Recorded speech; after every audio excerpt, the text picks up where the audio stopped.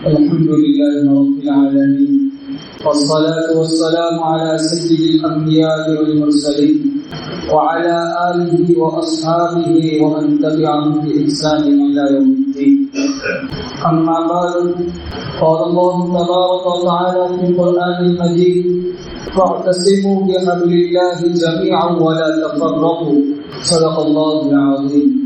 میرے معزز بزرگوں اور بھائیوں، ذرا ہم آج کی دنیا کی طرف نگاہ اٹھا کر عالم کے احوال کی طرف نگاہ اٹھائے اور اس کے مناظر کو دیکھے تو مسلمان ہر طرف سے ہم کو پریشانی کے حالت بھی دکھائی دے رہا ہے. چاہے ایسے علاقے ہیں جہاں مسلمان اقلیت میں ہے، چاہے ایسے علاقے ہو جہاں مسلمان اکثریت میں ہو، چاہے حکومتیں وہاں کی مسلم ہو، چاہے وہاں کی حکومتیں مسلمانوں کے علاوہ کسی اور کی ہو، لیکن ہر طرف مسلمان پر پریشانی کے بادل ٹوٹ رہے ہیں. لیکن وہاں کے مسلمانوں کی حالت بھی ہمارے سامنے ہے. چاہے برما جیسے کچھ مسلمانوں کی آبادی والا ملک ہو، وہاں بھی مسلمانوں کے حالات ہمارے سامنے ہیں. چاہے پوری دنیا کی مسلم آبادی کے اعتبار سے دوسرے نمبر پر رہنے والا ہندوستان ہمارا ملک ہو، اس کے مسلمانوں کی حالت بھی ہمارے سامنے. عرب ممالک کی حالات بھی ہمارے سامنے ہیں کہ وہاں کے مسلمان بھی اپنی زندگیاں کیسے گزار رہے ہیں، پریشانی کی حالت میں ہے. دین کی خدمت کرنے والے، دین کے بڑے بڑے علماؤں کو اور حق کی بات کہنے والوں کو جیلوں میں بھیجا جا رہا ہے اور ان کی زبانوں کو بند کروایا جا رہا ہے. آج پوری دنیا عالم اسلام کے عجیب حالات سے گزر رہا ہے. اس سے پہلے ایسے حالات ہمارے سامنے نہیں آئے تھے. ہمارے حضور رسول پاک صلی اللہ علیہ وسلم سے آج تک 1400 سال کے 1450 سال کے قریب عرصہ گزر گیا، لیکن ایسے حالات کبھی مسلمانوں کے ساتھ نہیں ہوئے ہیں. اللہ کے رسول کے آنے کے زمانے میں جس دور میں اللہ کے رسول صلی اللہ علیہ وسلم اس دنیا میں مبعوث ہوئے، اس وقت دنیا کا یہ حالت چل رہی تھی کہ آپس میں بالکل اتفاق نہیں تھا. ہر ایک اپنے علاقے پر حکومت کر رہا تھا، ایک دوسرے کے خون کے پیاسے تھے. لوگوں کو مار رہے تھے، ماں بھائی کو، باپ بیٹا کو، بیٹا بھائی کے خون کا پیاسا تھا. کوئی کسی کی پڑی ہوئی نہیں تھی. پوری دنیا میں افراتفری کا ماحول تھا. ایسے وقت میں اللہ کے رسول صلی اللہ علیہ وسلم اس دنیا میں مبعوث ہوتے ہیں. آپ ذرا اللہ کے رسول صلی اللہ علیہ وسلم جس جگہ میں، جس علاقے میں مبعوث ہوئے ہیں، اللہ نے ان کو نبی بنا کر بھیجا ہے، اس کے حالات کو اور اس کی تاریخ کو ذرا پڑھ کر بھی دیکھیں. وہ عرب کا علاقہ جس کو مکہ اور آج کا سعودی کہا جا رہا ہے، وہ کس حالات میں تھا. صرف اپنی اونٹنی سے پہلے کسی کی اونٹنی نے پانی پلا لیا. 40 سال سے جنگ چلتی تھی. اپنے پیچھے آنے والی نسلوں کو وسیع کر کے جاتے تھے کہ ہماری اس سے جنگ چل رہی ہے، اس پر جنگ ہوتے رہنا. مدینہ میں اوس اور خزرج کے دو قبیلے تھے جو اللہ کے رسول صلی اللہ علیہ وسلم کے بعد دونوں مسلمان ہو گئے تھے. اللہ نے ان کو ایمان جیسی دولت سے نوازا اور پھر وہاں سے اسلام میں حکومت شروع ہوئی. اور اللہ کے رسول صلی اللہ علیہ وسلم نے وہاں سے پوری دنیا میں اسلام کو پھیلایا ہے. وہ اوس اور خزرج کا حالت یہ تھا کہ 120 سال تک جنگ قعاص نامی جنگ ان کے درمیان تھی. نسلیں اجڑ گئی تھی، خاندان تباہ ہو گئے تھے. ایسا ماحول اور ایسا حالات ان کے تھے. تب جا کے اللہ کے رسول اللہ تبارک تعالیٰ نے ہمارے حضور صلی اللہ علیہ وسلم کو اس دنیا میں مبعوث فرمایا. اور پھر ہمارے نبی نے آ کر امت کو، عرب کو ایسا سبق پڑھایا کہ 120 سال تک جنگ کرنے والے، 40 سال تک جنگ کرنے والے آپس میں ایسے محبت اور بھائی چارگی کے ایسے سبق پڑھ گئے اور آپس میں ایسا اتحاد و اتفاق کرنے لگا کہ ایک جنگ کا موقع ہے. اللہ کے رسول صلی اللہ علیہ وسلم کے صحابہ شہید ہو رہے ہیں. ایک صحابی نے اپنے چچا جاد بھائی کو دیکھا تو اپنے چچا جاد بھائی نہیں مل رہے تھے. پانی کا پیالہ لے کر جا رہے ہیں کہ اگر وہ آخری حالت ہو اور ان کی زندگی کا آخری وقت ہو تو میں ان کو پانی پلا دوں.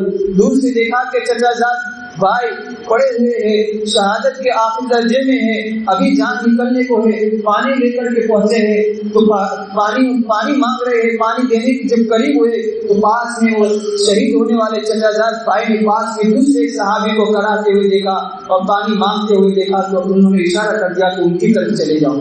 جب ان کے پاس لے کر جا رہے ہیں تو ان کو پانی کا گلاس آگے کیا تو انہوں نے بھی دیکھا کہ میرے پاس میں ایک صحابی شہید ہونے کے آخری وقت میں ہے اور وہ بھی پانی مانگ رہے ہیں، تو انہوں نے بھی اپنے آپ پر ترجیح دے کر کہا کہ ان کو پلا دو۔ تو جب وہ ان کے پاس لے کر پانی کا پیالہ لے کر جا رہے ہیں تو وہ شہید ہو جاتے ہیں، جب واپس دوسرے کے پاس آتے ہیں تو وہ بھی شہید ہو جاتے ہیں، اور آخر میں جب اپنے چچا جان بھائی کے پاس آتے ہیں وہ بھی شہید ہو جاتے ہیں۔ میرے معزز بزرگوں، ذرا تصور کرو، ایک وہ زمانہ تھا، زیادہ میں 200-300 سال کی بات زمانے کی بات نہیں کر رہا ہوں، اللہ کے رسول کے آنے سے پہلے اللہ کے رسول کے آنے کے بعد قریب 30-40 قریب 20-25 سال کے عرصے میں جب انہوں نے اللہ کے رسول کے تعلیمات کو اپنایا تو کیا حال ہو گیا۔ ایسا وقت تھا 120 سال تک ان کے درمیان جنگیں چلتی تھی، لیکن ایک وقت ایسا آیا کہ اپنے بھائی سے پہلے پانی پینا گوارا نہیں کیا، اپنی جان کو دے دینا پسند کرتے۔ میرے معزز بزرگوں، ہمارے رسول صلی اللہ علیہ وسلم نے ہم کو ایک سبق دیا ہے، آپس کے اتحاد و اتفاق، مل جل کر رہنا۔ صحابہ کو اللہ کے رسول نے جسد واحد بنا کر کے بھیجا تھا کہ مسلمان ایک جسم کی طرح ہے، کہ جسم کے ایک عضو کو اگر بیماری لاحق ہوتی ہے، اس کو اگر کہیں زخم پہنچتا ہے تو پورا جسم کرا اٹھتا ہے، اگر جسم کے کسی ایک عضو کو تکلیف پہنچتی ہے تو پورے جسم کو تکلیف پہنچتی ہے۔ ایسا نہیں کہ اگر پیر میں چوٹ لگی تو ہاتھ اور دماغ یہ کہے کہ پیر کو چوٹ لگی ہے مجھے اس سے کیا لینا دینا، نہیں، پیر کو چوٹ لگتی ہے، دماغ اس کو اثر کرتا ہے، جسم پورا حرکت میں آ جاتا ہے، پورے بدن کے ایک معمولی سے عضو پر اگر کوئی جس کو خراش لگ جاتی ہے تو پورا جسم حرکت میں آ جاتا ہے، کیونکہ ہمارا پورا جسم ایک ہے، اگر کسی کو بھی چوٹ لگتی ہے تو پورا جسم حرکت میں آ جاتے ہیں۔ میرے رسول صلی اللہ علیہ وسلم نے ہم کو ایک تعلیم دی ہے اور فرمایا ہے المسلم مسلمان کیسے ہوتے ہیں، المؤمن مسلمان کے مومن کیسے ہوتے ہیں، آپس میں بھائی چارگی میں، آپس میں محبت میں، ایک دوسرے سے لین دین میں، ایک دوسرے سے برتاؤ کرنے میں، رجل جسد واحد، ایک انسان کے جسم کی طرح ہوتے ہیں۔ کہ اگر افریقہ میں بیٹھا ہوا ایک مسلمان اگر اس کو کسی نے تکلیف دی ہو تو ہندوستان میں بیٹھے ہوئے ایک مسلمان کی چیخیں نکل جانی چاہیے کہ میرے مسلمان بھائی کو کیسے تکلیف ہو سکتی ہے۔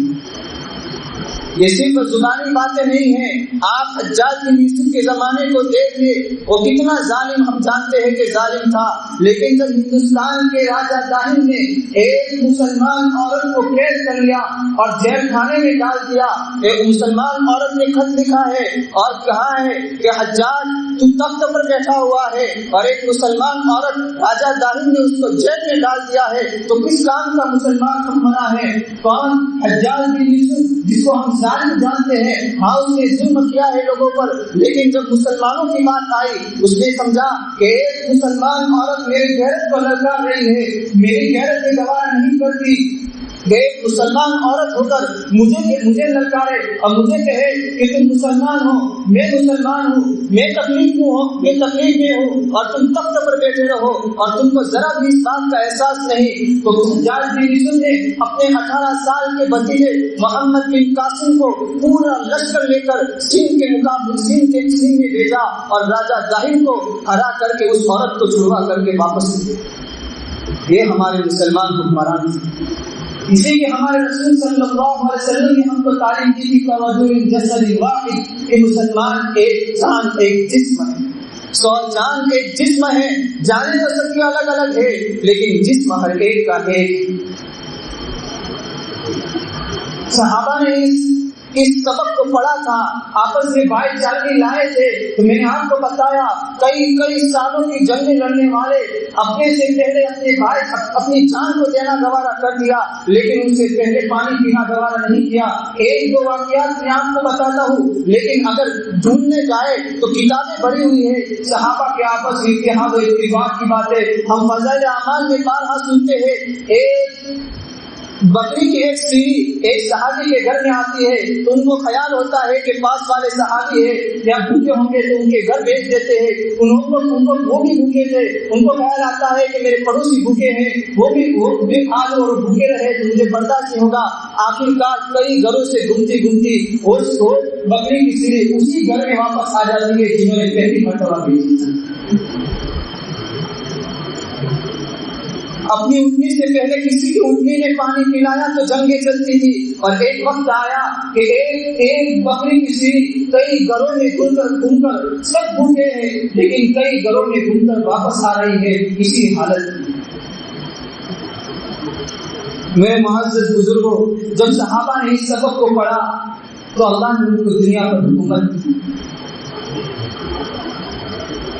ایک وقت ایسا تھا کہ مکہ اور مدینہ کو, عرب کے علاقے کو دنیا کا سب سے زیادہ بدتر اخلاقیات, معاشیات, ہر اعتبار سے بگڑا ہوا معاشرہ سمجھا جاتا تھا. لیکن جب ان کے اندر یہ چیزیں آئی, اللہ کے رسول کے ان کے دلوں پر محنت کی اور ان کے اندر اتفاق و اتحاد, ایک دوسرے کے لیے مر مٹنے والی کوششیں اور محنتیں آئی تو اللہ تعالیٰ نے ان کو پوری دنیا پر حکومت کی. وہ قیصر و کسریٰ جن کا اس وقت ڈنکا بجتا تھا, جو اس وقت دنیا کی سپر پاور طاقتیں تھی, ان کے سامنے تو مل نہیں سکتا تھا. لیکن صحابہ کے معمولی سے ایک لشکر نے قیصر و کسریٰ کے گروپ کو خاک میں ملا دیا. وہ کسریٰ جو اللہ کے رسول کو چیلنج دیتا تھا اور اللہ کے رسول کے سامنے چیلنج دیا کرتا تھا, اللہ کے رسول کے زمانے میں اس کی حکومت کے تختے الٹ دیے. خالد بن ولید رضی اللہ تعالیٰ عنہ نے اس کی حکومت کو تحس نحس کر دیا. ان کے مقابلے میں ایک لاکھ کے مقابلے میں 50 لاکھ مسلمان نہیں گئے تھے. وہ پورا لشکر جرار تھا, پوری حکومتیں تھی, لیکن صحابہ کچھ مٹھی پر تھے. لیکن ان کے پاس کیا تھا؟ ان کے پاس ایمان کے لیے مر مٹنے والی قوت تھی. ان کے پاس کیا تھا؟ ان کے پاس اتحاد و اتفاق تھا. اپنے بھائی سے پہلے اپنے آپ کو مروا دینا پسند کرتے تھے, لیکن اپنے بھائی کو ذرہ برابر خراش آ جائے وہ برداشت نہیں کرتے تھے. ہاں, جب ان کے پاس ایمان کی دولت آئی تو انہوں نے قیصر و کسریٰ کو بھی تباہ کیا اور پوری دنیا میں مسلم حکومت کو قائم کر کے بتایا. عمومی نمونہ بتا کر لیں.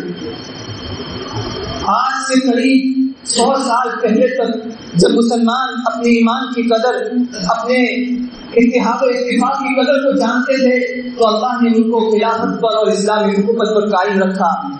لیکن جب مسلمانوں کو اپنے اس اتحاد و اتفاق کی قدر سمجھنے نہیں آئی, جب انہوں جغرافیائی اعتبار سے تقسیم کر دیا, میں عرب ہوں, میں ترکی ہوں, میں ہندی ہوں, میں فلاں ہوں, میں اس مقام کا رہنے والا ہوں, تو اللہ نے تقسیم کر دیا, تقسیم کر دیا. جب ان کی زبان سے قَوْلٌ جَسَدٍ وَاحِدٍ کا نعرہ نکل گیا اور انا العرب کا نعرہ آیا, انا الترک کا نعرہ آیا, میں ترکی ہوں, میں عربی ہوں, میں ہندی ہوں, تو اللہ نے ان کو تقسیم کر دیا اور کہا کہ اپنے ہی علاقے میں رہو اور اپنے ہی مزے اڑاؤ. اب مسلمان کی فکر بھی نہیں. کتنے ہزاروں مسلمانوں کی شہادت کے واقعات ہمارے سامنے آ رہے ہیں, لیکن ہمارا ایمان ہم کو اس بات پر گوارا نہیں کرتا, ہمیں اس بات پر ابھارتا نہیں ہے کہ ہم ان کے لیے کچھ کر سکے. کچھ کرنے کی تو بات ہم ان کے لیے اللہ کے سامنے ہاتھ اٹھا کر دعا بھی نہیں کر سکتے. ارے میرے بھائیوں, مسلمانوں کی بات تو چھوڑو, ہمارے پیارے رسول حضرت محمد صلی اللہ علیہ وسلم کی شان میں گستاخیاں ہو رہی ہے, ان کے خلاف کیسے پروپیگنڈے کیے جا رہے ہیں. لیکن ہم مسلمان محمد رسول اللہ کا نعرہ لگانے والے, لیکن ہمارے جسم میں ایک بات بھی بیکا ہونے کے لیے تیار نہیں ہے. ہم ایسا دعویٰ کرنے والے کہ محمد کے دامن کو کبھی چھوڑیں گے نہیں, اس محمد کی عزت کی دھجیاں اڑائی جا رہی ہے. کوئی ہمارے محمد کے ازواج مطہرات کے خلاف نعرے لگا رہا ہے, کوئی ہمارے محمد رسول اللہ صلی اللہ علیہ وسلم کو, جس کو مسلمان نہیں, پوری امت نہیں, پوری دنیا رحمت للعالمین سمجھتی ہے, وہ کہتی ہے کہ محمد کون تھے جس نے پوری دنیا کو رحمت کا سبق سکھایا, ان کو کیا کہا جا رہا ہے. ہم نے سنا ایسے الفاظ ہمارے رسول کے لیے ہماری زبان سے نکلنے کے لیے تیار نہیں ہے. میرے معزز بزرگوں, یہ سب ہماری کمی ہے کہ میرے رسول کی شان میں گستاخیاں ہونے سے پہلے ہم نے ہمارے رسول کے اعمال کی گستاخیاں کر دی.